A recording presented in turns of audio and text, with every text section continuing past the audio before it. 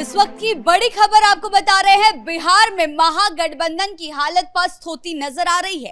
एक तरफ बीजेपी लगातार ये आरोप लगा रही है कि विपक्ष के कई और नेता बीजेपी में शामिल होने जा रहे हैं, वहीं दूसरी तरफ कांग्रेस में फूट भी खुलकर सामने आ रही है। इस मामले में ज्यादा अपडेट के साथ मेरे साथ जुड़ रहे हैं मेरे सहयोगी हर्ष भारद्वाज जी। सर, सबसे पहले बात करते हैं बीजेपी की दावे की। तो संजय सरावगी द्वारा एक दावा किया गया है कि कई विपक्ष के नेता बीजेपी में शामिल हो सकते हैं, तो कितनी सच्चाई है इस बात में? देखिए, सच्चाई इसी से साबित हो जाती है कि एमएलसी समीर सिंह जो कांग्रेस के हैं, सम्राट चौधरी से उनकी मुलाकात हुई है।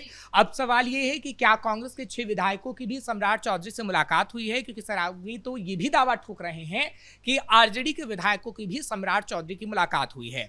दरअसल मुलाकात तो कई लोगों की हुई है, लेकिन आखिर किन विधायकों की मुलाकात हुई, क्या बात हुई, इस पर संशय है। लेकिन इतना जरूर है कि एमएलसी समीर सिंह की मुलाकात हुई, उसकी तस्वीरें सामने आई तो हड़कंप मच गया। और तारिक अनवर जो कि कांग्रेस के लीडर हैं, उनकी तरफ से बाकायदा एक प्रेस कॉन्फ्रेंस की जाती है और उनकी तरफ से कहा जाता है कि कांग्रेस में कुछ भी ठीक नहीं चल रहा है और कांग्रेस आलाकमान को इसको लेकर एक बड़ी बैठक करनी होगी। तो इतना तो तय है कि कांग्रेस में फूट पड़ चुकी है और हम देखेंगे कि सम्राट चौधरी आगे आने वाले समय में कहीं ना कहीं तमाम विधायकों को अपने खेमे में लेते हुए नजर आएंगे, क्योंकि सम्राट चौधरी इस वक्त सीएम है और सीएम से मुलाकात यानी कोई ना कोई इनाम उन लोगों को मिलने जा रहा है और वो अपना फायदा देखकर बीजेपी के खेमे में शामिल होने जा रहे हैं।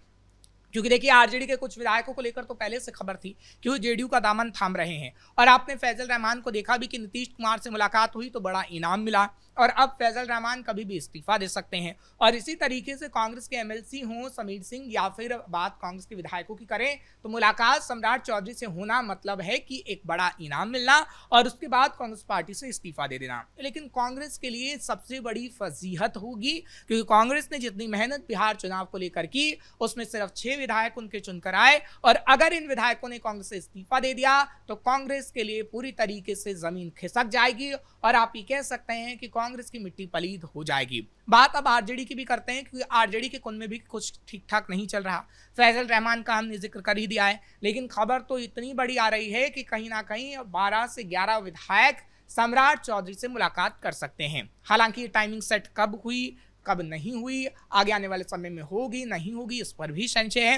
लेकिन हाँ, इस बात पर जरूर मुहर लग सकती है कि विधायक सम्राट चौधरी से मुलाकात जरूर करेंगे और इसकी तस्वीर भी मीडिया के सामने जरूर आएगी, जो तस्वीर भी हम अपने दर्शकों को जरूर दिखाएंगे। यानी अब आरजेडी खेमे में भी हलचल मचने जा रही है। यानी जो महागठबंधन का पूरा कुनबा था, जिसकी वजह से सम्राट माफ करिएगा, जिसकी वजह से तेजस्वी यादव विधानसभा के अंदर नेता प्रतिपक्ष थे, अब वो प्रतिपक्ष की कुर्सी तो खतरे में ही है। लेकिन सबसे बड़ी बात है कि जो एक रणनीति होनी चाहिए थी तेजस्वी यादव की, क्योंकि देखिए जब भी फ्लोर टेस्ट होता है तो आपकी एक रणनीति होती है। तेजस्वी यादव ने बखूबी सम्राट चौधरी पर हमला तो बोला, लेकिन वो रणनीति नहीं बना पाए और ना ही अपने विधायकों को एकजुट रख पाए। सर, ऐसी खबरें क्यों सामने आ रही कि लगातार नेता अपनी पार्टी को छोड़कर बीजेपी में शामिल हो रहे हैं? लगातार बीजेपी सुर्खियों में बनी हुई है, क्योंकि जिस तरीके से राघव चड्ढा ने भी बीजेपी में शामिल हो गए, कई नेताओं के साथ वो बीजेपी में शामिल हुए, तो आखिर इस तरीके की खबरें क्यों आ रही हैं और इस तरीके से बीजेपी में क्यों नेता शामिल हो रहे हैं? देखिए, सब कुछ आला कमान पर निर्भर करता है। बिहार के अंदर आपने देखा कि आला कमान ने कई गलतियां की।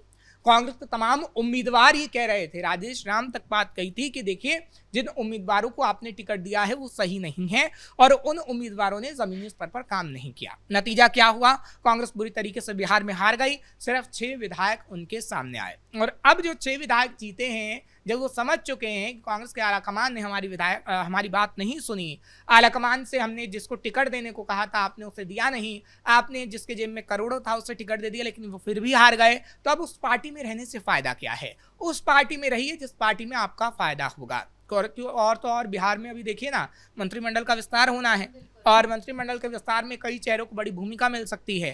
फैजल रहमान मुस्लिम नेता हैं, फैजल रहमान को पार्टी साथ सकती है, क्योंकि एनडीए का गठबंधन है, तो उन्हें क्या ही ना कहीं मंत्री पद भी मिल सकता है। और तो और कांग्रेस के जो 6 विधायक हैं, क्योंकि सुरेंद्र यादव की मुलाकात भी हो चुकी है और सुरेंद्र यादव को क्या कोई बड़ा पद मिलेगा? देखिए, नेता अपने फायदे के लिए कहीं ना कहीं बहुत कुछ करते हैं, क्योंकि जिस पार्टी में उन्हें तवज्जो नहीं मिलती है उस पार्टी को छोड़ना बेहतर समझते हैं। राघव चड्ढा का क्या हुआ? राघव चड्ढा को भी कहीं ना कहीं आम आदमी पार्टी ने तवज्जो नहीं दी आम आदमी पार्टी के लिए राघव चड्ढा ने बहुत जीतोड़ मेहनत से काम किया था, लेकिन राघव चड्ढा ने ये कहा कि हमें ना तो वो जगह मिली और किस तरीके से आम आदमी पार्टी अब वो पार्टी बन गई है जो सिर्फ दिखावे की ईमानदारी वाली बात करती है, लेकिन तमाम जो पार्टियों के लोग हैं उसमें भ्रष्टाचारी हैं। तो राघव चड्ढा ने अपने आप को अलग करने को ही बेहतर समझा और कहीं ना कहीं अब बीजेपी में उन्हें अहम पद पंजाब के अंदर मिल सकता है। आगे आने वाले चुनावों में ऐसा होगा या नहीं ये तो खैर वक्त ही बता पाएगा, लेकिन हाँ, जिसको अपना फायदा दिखता है और जिसको वो इज्जत नहीं मिलती जो पार्टी में उसे दे देनी चाहिए, वो कहीं ना कहीं अलग होना ही बेहतर समझता है। बिहार में अगर कांग्रेस के हालात की बात करें तो खुद तारिक अनवर का कहना है कि ऑल इज नॉट वेल है बिहार में, तो आखिर ऐसा क्यों है? कांग्रेस की स्थिति दिन प्रतिदिन इतनी बदतर क्यों होती जा रही है? देखिए, दिन प्रतिदिन इतनी बदतर इसलिए हो रही है कि राहुल गांधी ने बिहार को पूरी तरीके से छोड़ दिया। राहुल गांधी ने पकड़ना तो चाहा बिहार को, और हमने देखा भी था कि चुनाव के दौरान किस तरीके से यात्रा निकाली गई। यात्रा में पप्पू यादव भी थे, हालांकि उनको जगह नहीं दी गई। तमाम बड़े नेताओं को केरल से बुलाया गया, तमिलनाडु से बुलाया गया, कर्नाटक से बुलाया गया, लेकिन क्या उसका कोई फायदा हुआ? आपने नेताओं के मनोबल को पूरी तरीके से गिरा दिया। पहले आपने नेताओं के मनोबल को बढ़ाया कि चलिए हम बिहार में जीतते हैं, चलिए हम बिहार में जीतते हैं। आपने तेजस्वी यादव तक को धोखा देने का काम किया। जब प्रेस कॉन्फ्रेंस हुई तब भी तेजस्वी यादव को आपने सीएम पद का उम्मीदवार तक नहीं बताया। हाँ, आपने संविधान की प्रतियां खूब लहराई, लेकिन देखिए, अगर आपने उतनी सीटें नहीं जीती जितनी आपको चाहिए थी, या आपके मन मुताबिक काम नहीं हुआ, तो आपको हार नहीं माननी चाहिए थी। तेजस्वी यादव ने भी मनोबल तोड़ दिया, अपने कार्यकर्ताओं नेताओं को विदेश भाग गए, और राहुल गांधी ने भी अपने नेताओं का मनोबल पूरी तरीके से तोड़ दिया। नतीजा ये हुआ कि जो सिटिंग विधायक 6 विधायक हैं, उनके मन में भी संशय है कि हम पार्टी में रहकर आखिर कर क्या रहे हैं।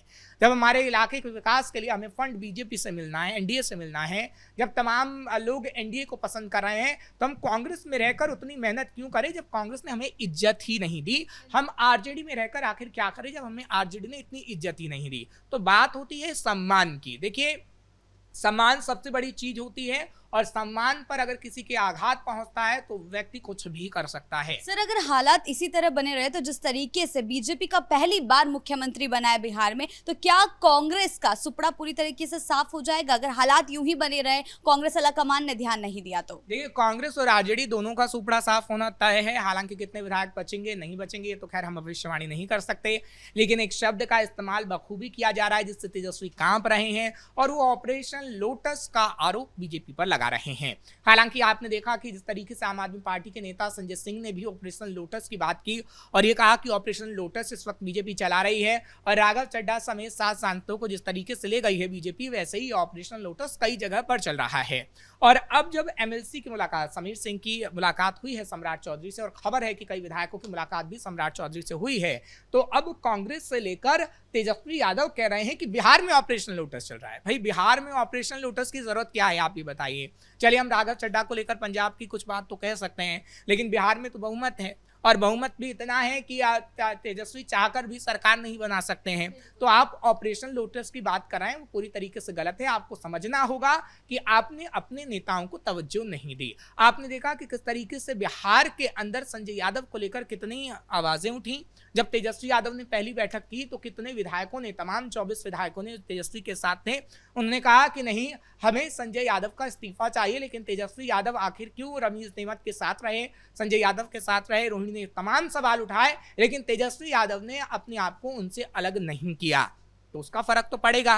कांग्रेस की आप बात ले लीजिए, कांग्रेस में कितनी आवाजें उठी कि जिन चेहरों को आप लाना चाहते हैं वो चेहरे सही नहीं हैं। राहुल गांधी ने एक एक करके विधायकों से दिल्ली में मुलाकात की। जब पप्पू यादव को गेट पर रोक दिया गया था तब हमने देखा ना कि एक एक विधायकों को मुलाकात की गई, विधायकों से एक एक कमरे में की गई, और राहुल गांधी ने विधायकों को धमकी दी कि जाना है तो अभी चली जाइए और हमें पूरी तरीके से बता दीजिए। अगर आप विधायकों को ऐसे धमकी देंगे, आप बताते हुए नजर आएंगे कि नहीं जी, आप जो चलेगी वो हमारी ही चलेगी, आपका कुछ भी नहीं चलेगा, तो ऐसा तो होगा ही कि राज्यसभा में वो वोट नहीं देंगे। और राज्यसभा में उन्होंने बोल दिया कि हमें तो आलाकमान से कोई ऑर्डर ही नहीं आया। चाहती तो कांग्रेस रोक सकती थी उन विधायक को, तो कांग्रेस ये कह सकती कि नहीं कि आप आरजेडी के समर्थन में वोट करिए, एडी सिंह के समर्थन में वोट करिए, लेकिन कांग्रेस को कोई फर्क नहीं पड़ता।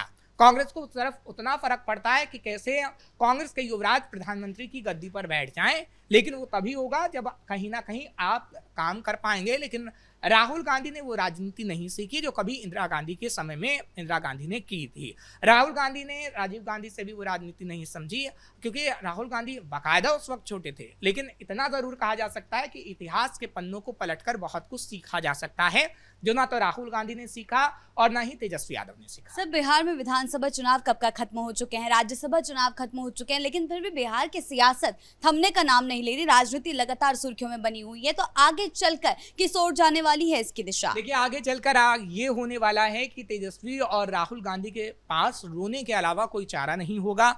सम्राट अभी सरकार चलाएंगे, सम्राट कुछ ऐसे एक्शन लेंगे जिस पर खुलकर भी तेजस्वी यादव राहुल गांधी रोड पर नहीं आ पाएंगे, क्योंकि सड़कों पर आना है तो अहम मुद्दों को उठाना है। लेकिन आपने बकवास मुद्दों को उठाया तो ऐसी मिट्टी पलीत होगी जैसा कांग्रेस और आरजेडी की अभी हो रही है। जी सर, बहुत बहुत धन्यवाद आपका इन तमाम जानकारियों के लिए। तो कुल मिलाकर बिहार में विपक्ष की हालात खराब होती नजर आ रही है। कांग्रेस नेतृत्व हो या आरजेडी नेतृत्व, इससे कोई भी पार्टी का नेता खुश नजर नहीं आ रहा है, जिसके चलते बीजेपी और एनडीए में कई नेता शामिल होने की कोशिशों में जुटे हुए हैं और आगे चलकर कोई बड़ा उलटफेर देखने को मिल सकता है। ब्रेकिंग न्यूज में फिलहाल मेरे साथ इतना ही। कैमरा पर्सन राजकुमार के साथ मैं शिवानी रतूड़ी, कैपिटल टीवी बिहार।